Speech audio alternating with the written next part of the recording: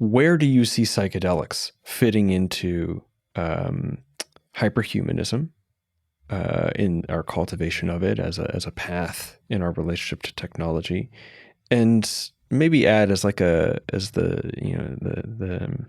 the GABA to that glutamate, where we're not using them, where we're actually using them in a way that compromises that direction. And you've already spoken to it a little bit, but this is more like an opportunity to really go at it. Sure. So I think the key thing is the transhuman versus hyperhuman way of using psychedelics. If we look at DMT extended, it's a fascinating technology, right? So we know that there is very little tolerance with DMT. You can have a continuous infusion and potentially be kept in hyperspace indefinitely. Is that appropriate for the human project? I don't think so. I think that if you are wanting to be a post-biological DMT elf, then sure enough, fill your boots. But for me, it's very much the transhuman route, right? Being kept in a vat and having waste management taken care of with food coming through a straw.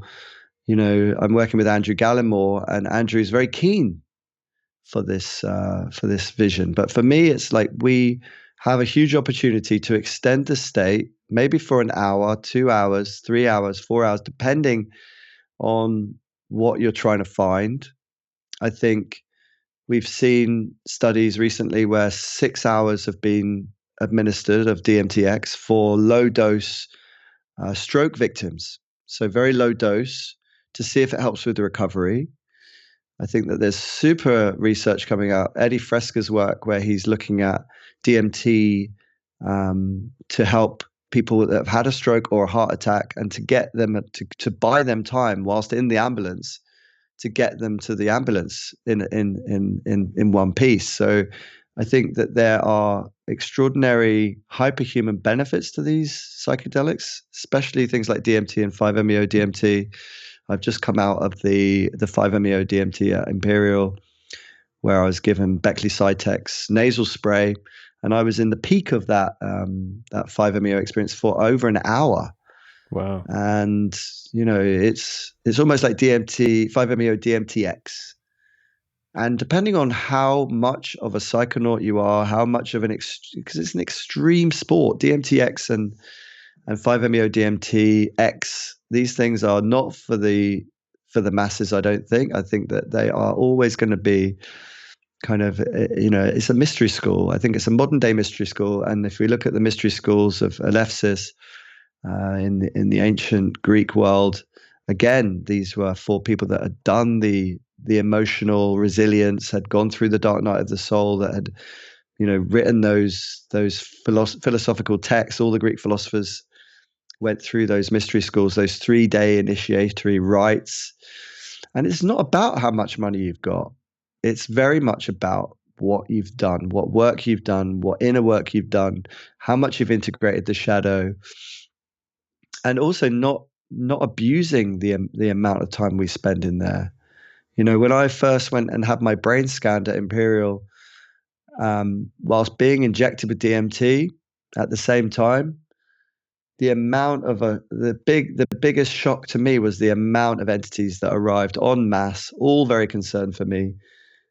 Showed me I'm immortal in this like white flash, added ticker tape for effect to make sure I didn't forget what was going on. But there were just all this variety of concern and this benevolence. And can we do anything to help you? And I had to explain, I'm in a DMT research study. I know you're the ones that are normally scanning me, but I'm actually here being scanned in London. Calm down. I had to calm down the entities, which was a massive role reversal, and something that really made me very acutely aware of the benevolence.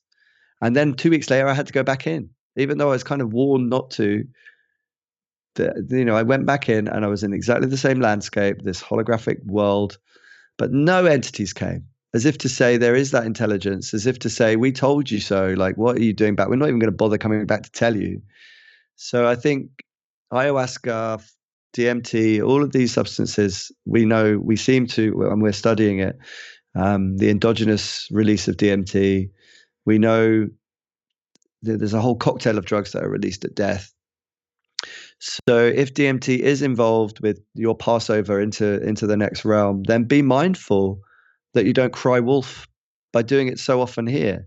I think we're constantly trying to peek beyond the veil, whilst what we should be doing is having this luxurious, in some sense, or rather very rare human experience, not spending our entire lives trying to outsource that death experience that's coming anyway. Let's not spend all of our time peeking beyond the veil when that's inevitable. Maybe the void, the full void of the 5-MeO experience is death. And I've known there's been many people that have done 5-MeO DMT 8 times a day for months on end, and then just killed themselves at the end because they think that is death. That's a I huge believe leap. I know who you're Yeah. speaking to, actually, who is also a friend of mine. Yeah. Yeah. So a huge leap of faith. Maybe it is just a blackout. Maybe it is the end. I don't think so, but we all have our opinions. But let's use these technologies, these psychedelics, in a hyperhumane way that's respectful of our place on Earth, and that doesn't lead to widespread zombification, but in a different realm. And I think that we also need to ask permission to go to these realms. Maybe we're not welcome if we plug in, because it is a form of electricity. It's like plugging into the mainframe, and suddenly we're colonizing these other realms that are not ours, and it could form another form of colonization. So I think it's this huge opportunity, as are all psychedelics. But for me, it's about going in there for a few hours, inviting out the elders to try this technology, to get their approval, because I think a lot of the time we are extractive. In the West, we from coca leaves we make cocaine and crack. From iboga we make ibogaine. From DMT we now have DMTx, from the ayahuasca vine to DMTx. And I know that Chris Timmerman and Anton went to Colombia, sat with a shaman, and did ayahuasca, and then brought that same shaman back to London to do DMTx. And I think that's progressive. That's what we need to be looking at. So let's make sure that we do not offend anyone on this side of the coin or the other side of the coin. And let's just try and go in there with intention. Let's try and go in there with scientific problems to solve. And of course, it's even though I've been through a lot of these studies, I'm still very much on the fence as to whether you are experiencing a parallel reality with these entities as sentient others, or whether it's just your own archetypes and your own imagination. In my world, it doesn't really matter if it's one or the other. If it's just my own reality, my own make believe, then wow, what an amazing imagination I have. And I mean, there's lots I could say to what you said there, but just on that last point is like, well, I mean, as long as you don't go overboard, it's probably, serves you more to at least assume that perhaps it is the case that you are not the center of the universe and are actually a part of a larger ecology of beings that are both, physically manifest in the sort of corporeal realm and perhaps manifest in other realms that we don't normally experience with our physical senses, that, it could benefit us to conduct ourselves accordingly, as long as we don't, maybe go a little too far out with how we let it play out in our behaviors and interactions with others.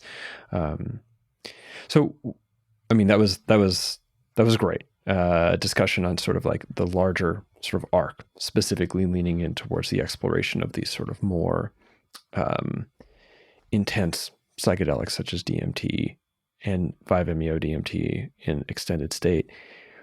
What about, okay, so you kind of gave the general, well, it's a hyperhuman versus transhumanism kind of approach to things. Well, I'm wondering with respect to, okay, depending on when someone's listening to this, if it's within the next 5 years, I assume they don't have access to extended state DMT at home. That's a conservative guess, 5 years. that they, if they have access to something, it's going to be a little bit more run of the mill. And of course, this podcast never encourages people to take psychedelics. It's not about that. But if someone is consuming psychedelics and they think, okay, well, I want to explore my why. You said, 80% of the medicine is context. I want to explore that, that internal context, the sort of mindset context, the why, and the from what reasoning and from what sort of like perceptual models for life am I approaching and working with this substance. What might be some perspectives you would offer them with respect to showing up to their psychedelic experience from a why perspective and a what perspective, and maybe in contrast to what you see as maybe more transhumanist, less hyperhumanist way of approaching psychedelics?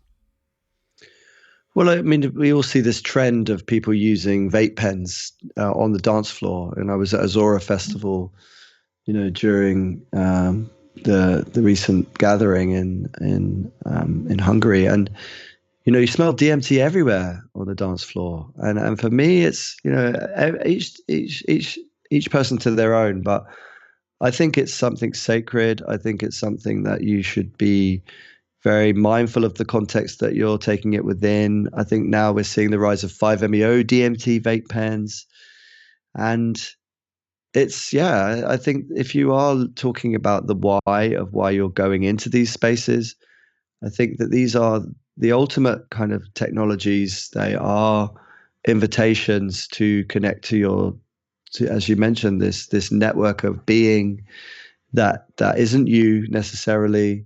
So be mindful of that. Be mindful of the fact that you are entering spaces that may be not yours, that maybe need some reverence and should be taken as such. So do not necessarily do these things in party settings. Do not do them without a dieter.